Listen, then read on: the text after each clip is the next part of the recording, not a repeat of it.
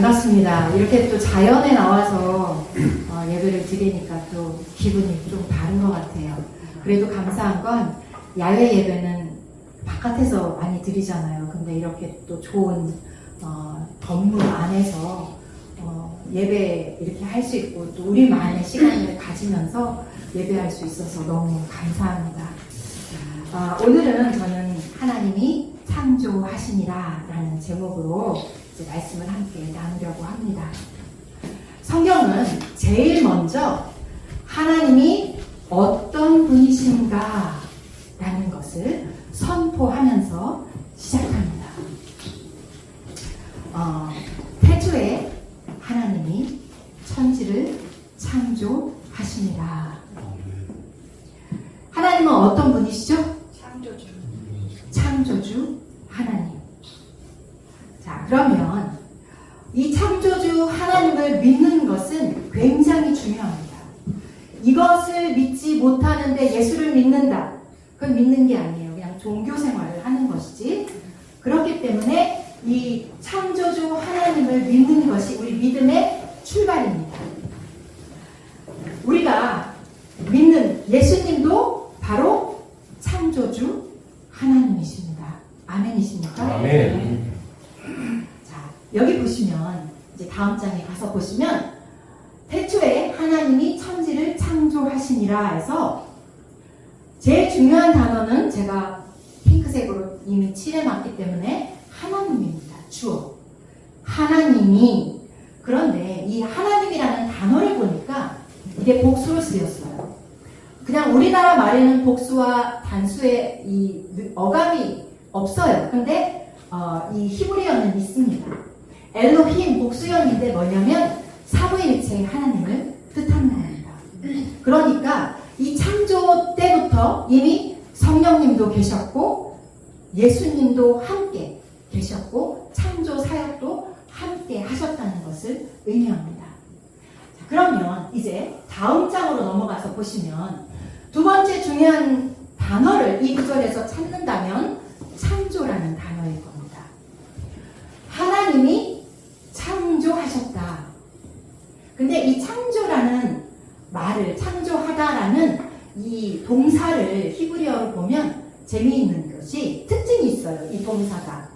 이 바라라고 하는데 이 바라는 어떤 특징이 있냐면 첫 번째는 이 주어에 반드시 주어의 의도와 목적과 뜻이 있을 때 이 단어를 씁니다. 자, 그러면 여러분이 생각하시기에 아니 뭐 목적 없이 만드는 것도 있나? 다 목적이 있으니까 만들지라고 생각하시겠지만 있습니다. 잘 생각해 보시면 뭐 예를 들면 제가 어디서 앉아서 누구랑 얘기하다가 냅킨을 갖고 저는 딱지를 잘 접어요.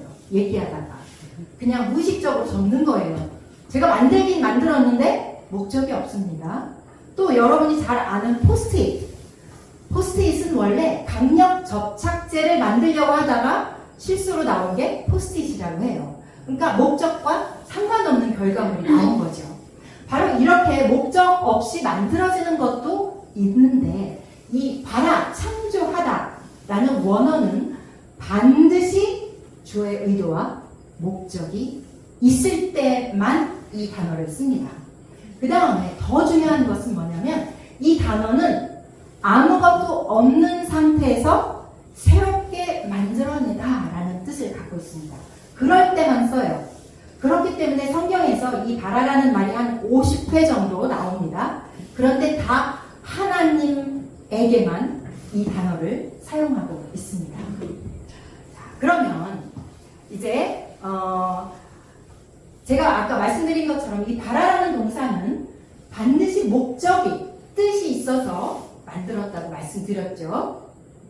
그러면 하나님이 그 말씀은 뭐냐면 하나님이 이 온 우주 만물을 그냥 심심해서 만드신 것이 아니라는 것입니다. 분명한 뜻을 가지고 목적을 가지고 만드셨다는 것이죠. 자, 시편 19편 1절을 보니까 한번 같이 읽어보도록 하겠습니다. 시작. 하나님이 하나님의 영광을 선포하고 인간의 이름이 선포하시기를 바랍니다.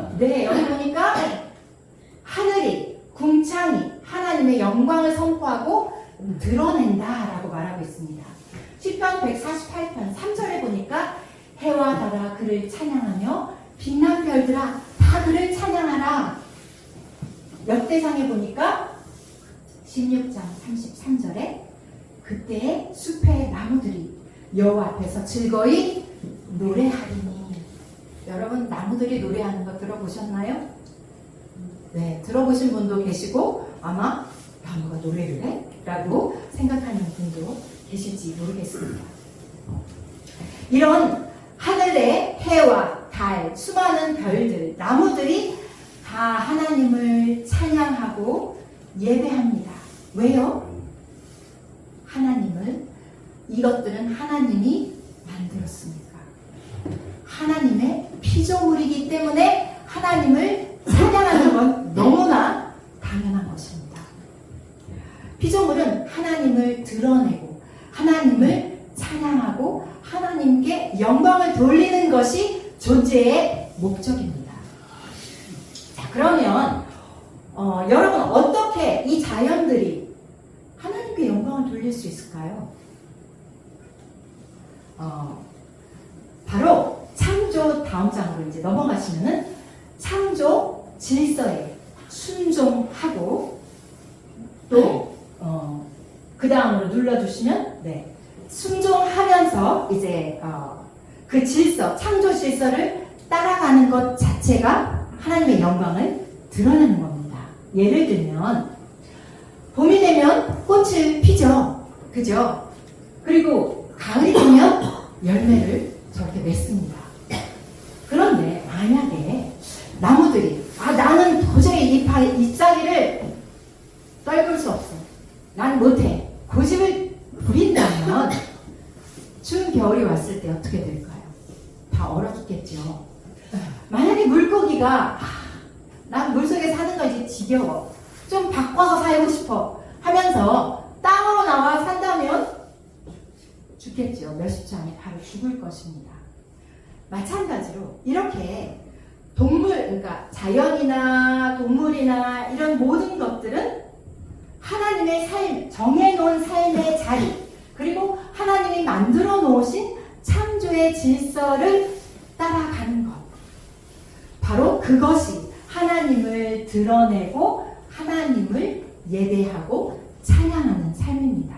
그러니까 이 존재 자체로 영광을 드러내고 있다고 볼 수 있죠.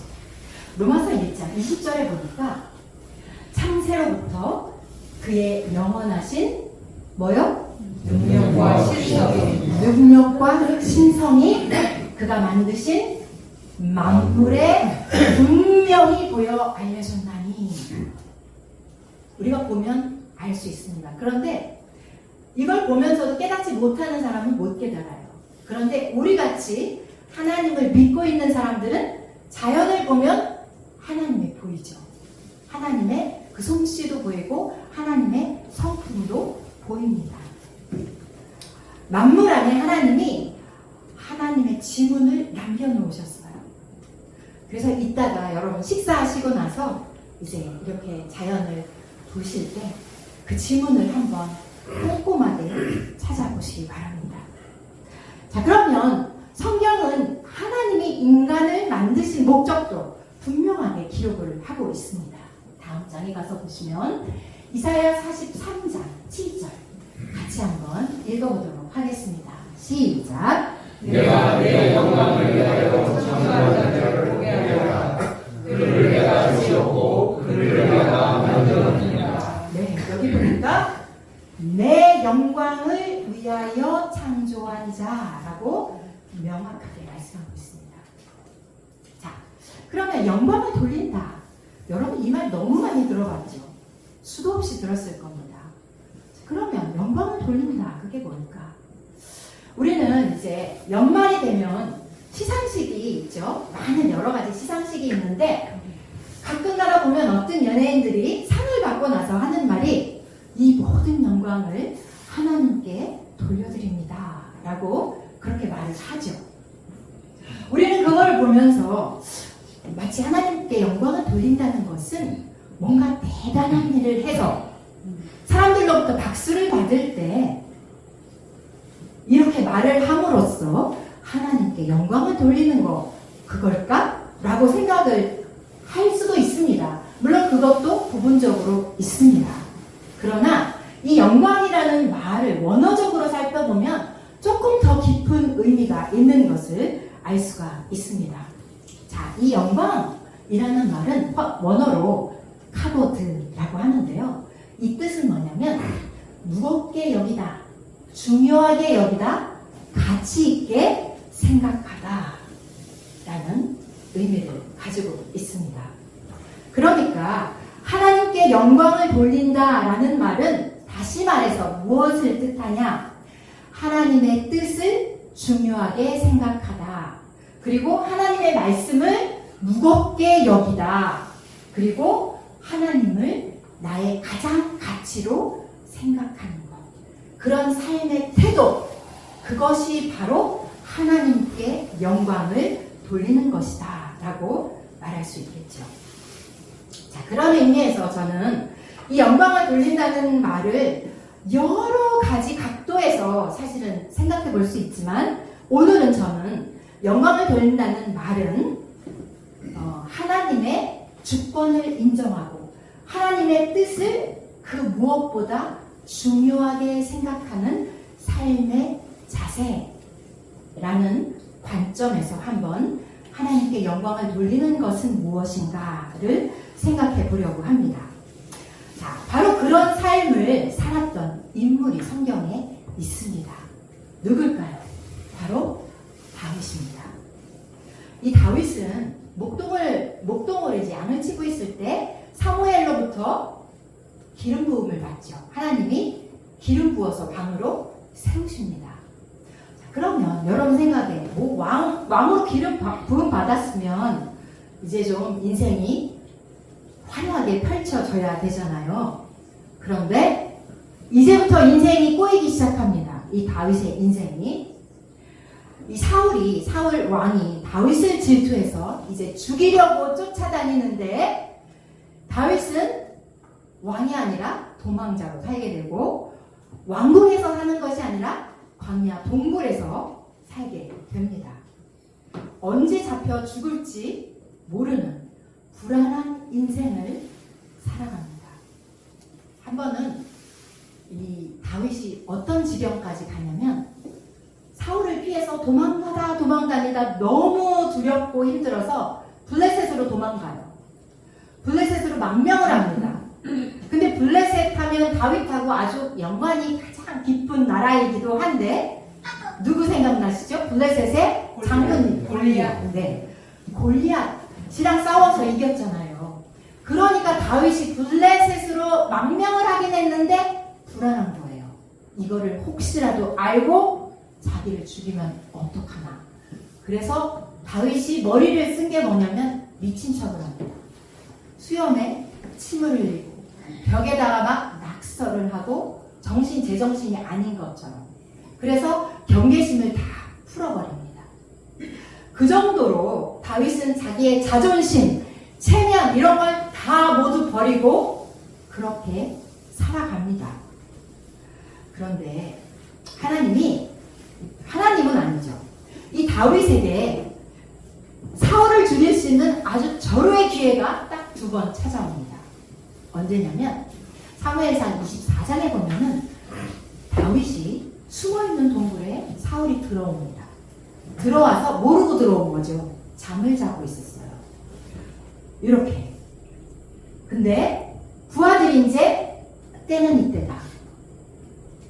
죽이십시오 사울을. 하나님이 주신 기회입니다. 말했을 때 다윗이 이렇게 말합니다. 한번 읽어보겠습니다. 시작. 내가 오늘도 여호와의 기름 부으신 자를 치는 것은 결코 여호와께서 기뻐하지 아니하시리라. 네, 여기 보니까 여호와의 기름 부은 자를 치는 것은 하나님께서 기뻐하지 않는다. 만약에 다윗이 사울을 지금 안 죽이면 자기가 죽을 수도 있는 상황이에요, 사실은. 그럼에도 불구하고 다윗은 사울을 죽이지 않습니다. 왜냐하면 그 당시에는 하나님이 기름 부은 사람이 3사람이 있었어요. 선지자, 제사장, 왕. 그런데 하나님이 기름 부은 사람을 치는 것은 하나님을 대적하는 것이라고 생각했습니다. 그래서 다윗은 이 사울을 죽이지 않습니다. 그러니까 자기 목숨보다 하나님의 뜻을 더 중요하게 생각했던 거죠. 그리고 이제 또 한 번의 기회가 옵니다. 사무엘상 26장에 보면은 사울이 이제 계속 쫓아다니는 다윗을 어떻게 하면 죽일까 하고, 그런데 하루는 광야에서 이렇게 잠이 들었어요. 그런데 다윗이 부하랑 같이 가서 보게 돼요. 그랬을 때 부하가 또 말합니다. 이때입니다. 치십시오. 그런데 이 다윗이 뭐라고 하냐면 사무엘상 26장 10절에 한번 같이 읽어보겠습니다. 시작. 여호와께서 그를 치실 것이고 그의 때가 이르거나 전장에 나가서 망하리라. 네, 다윗은 자신이 판단하지 않았어요. 모든 것을 하나님의 때를 기다렸습니다. 그러니까 다윗은 어떤 상황적으로 봤을 때는 저 같으면 하나님이 나에게 기회를 주시는구나. 이건 하나님의 응답이야. 그러면서 사울을 바로 죽였을 거예요. 그런데 다윗은 하나님의 뜻을 곰곰이 이게 내 판단인지 내 생각인지 하나님의 뜻인지를 놓고 저울질하면서 하나님의 뜻을 선택하면서 하나님이 하십시오. 나는 하지 않겠습니다. 하나님이 하실 것을 나는 믿습니다. 하는 믿음의 선포와도 같은 것입니다. 그러면 이 하나님은 왜 다윗을 이렇게 10여 년 넘게 이렇게 힘든 광야, 고난의 시련의 언덕을 넘게 하셨을까요? 왜냐하면 하나님만 철저하게 믿고 의지하는 그 하나님의 사람을 만들기 위해서였습니다.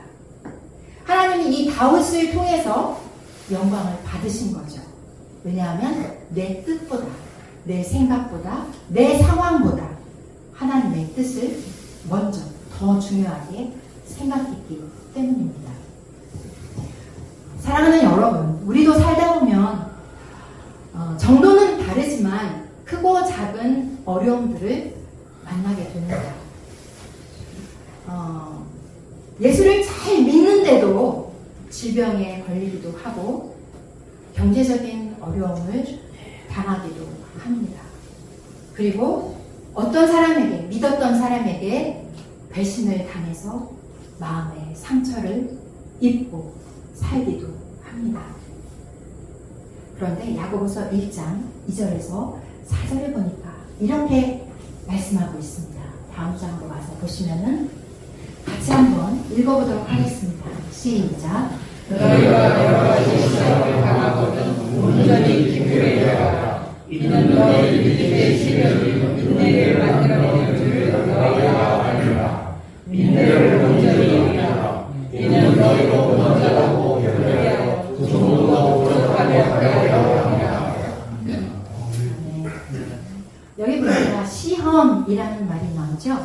이 시험은 하나님이 주시는 시험이에요. 그러니까 마귀가 주는 시험이 아니고 믿음의 시련이라고 보시면 됩니다. 그런데 여기 보니까 온전히 기쁘게 여기라. 자, 이 말 들으면서 여러분 공감이 되세요? 아니 내가 이렇게 힘들고 어려운데 어떻게 기쁘게 여기라는 거지? 쉽지 않습니다. 그러나 저는 이렇게 바꿔서 생각해 볼 수는 있다고 생각합니다. 하나님께서 이런 시련을 주시는 것은 내 그릇을 키우고 계신 것이구나.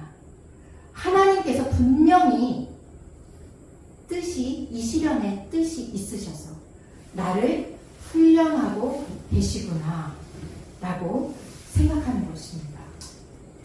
성경의 인물들을 보면 고난을 통과하지 않고 하나님 앞에 쓰임받은 사람들은 없습니다. 다 위대하게 귀하게 쓰임 받을수록 더 고난을 많이 당했습니다. 그렇게 보면 고난과 어떻게 보면 믿음은 반비례가 아니고 정비례. 고난의 양이 많으면 많을수록 더 믿음은 견고해진다고 말할 수 있는 것이죠. 자, 그런데 우리는 이제 쉽게 생각할 때 시련의 언덕은 한 번으로 끝나지 않습니다. 이 언덕만 넘으면 되겠지 하고 생각하는데 보면 또 다른 또 시험이 옵니다. 다음 장에 가서 보시면 이제 이 훈련은 이 터널, 고난의 터널은 어떤 때는 짧지만 어떤 때는 길어서 앞이 보이지 않을 때도 있습니다. 그러나 의미 없는 고난은 없다. 하나님 앞에서 내가 심지어는 잘못해서 내 잘못으로 오는 고난조차도 하나님은 합력하여 선을 이루시는 분이다 라는 것입니다. 다음 장으로 넘어가서 보시면 이 언덕을, 고난의 언덕은 누구나 다 있습니다.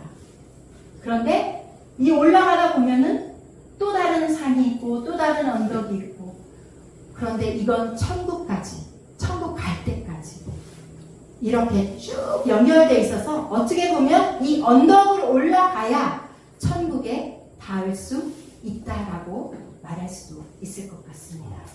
자, 그러면 여러분 이렇게 한번 질문을 또 던져볼 수도 있어요. 하나님은 왜 우리를 이 고난 가운데 계속 두시나? 좀 어느 정도 믿음이 좀 괜찮은 것 같으면 좀 그냥 두시면 안 되나? 좀 편하게 신앙생활 할 수 있도록 좀 두시면 얼마나 좋을까? 내가 알아서 잘 할 텐데 라는 생각이 들 때도 있습니다. 그런데 하나님이 우리를 훈련하시는 이유가 있습니다. 가장 큰 이유가 우리 영혼이 구원을 받게 하기 위해서입니다. 만약에 우리가 이 땅에서 아무리 잘 되고 건강하고 성공하고 다 모든 것이 형통해도 영혼의 구원을 받지 못한다면 아무런 의미가 없는 것입니다. 그래서 하나님은 이 고난의 터널을 통해서 하나님만 온전히 바라보는 사람으로 만들어 가시는 것입니다. 2차 세계대전 때 독일 나치가 만든 아우슈비츠 수용소에 한 유대인 부인이 끌려옵니다. 그녀는 손에 물을 한 번도 묻혀본 적이 없는 그런 기부인의 삶을 살았습니다.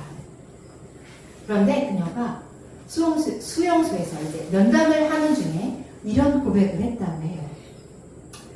나는 하나님께 감사합니다. 내가 그냥 편안히 죽었다면 인생이 무엇인지 모르고 죽었을 것입니다.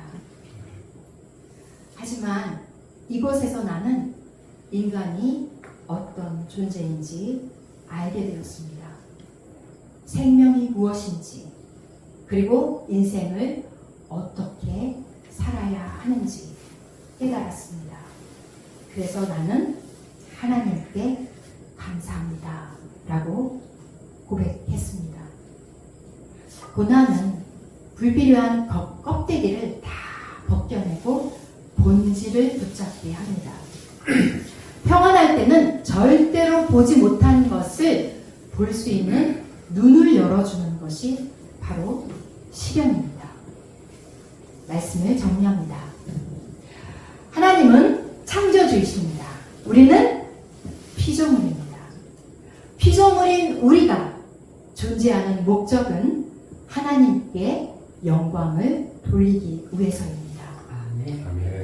그러면 어떻게 영광을 돌릴까요? 대단한 일을 해야 합니까? 아닙니다. 먼저 하나님의 뜻 앞에 내 생각을 꺾는 것, 그것부터 시작입니다. 예수님은 십자가 앞에서 하나님의 뜻을 따르기 위해서 생명을 포기하셨습니다.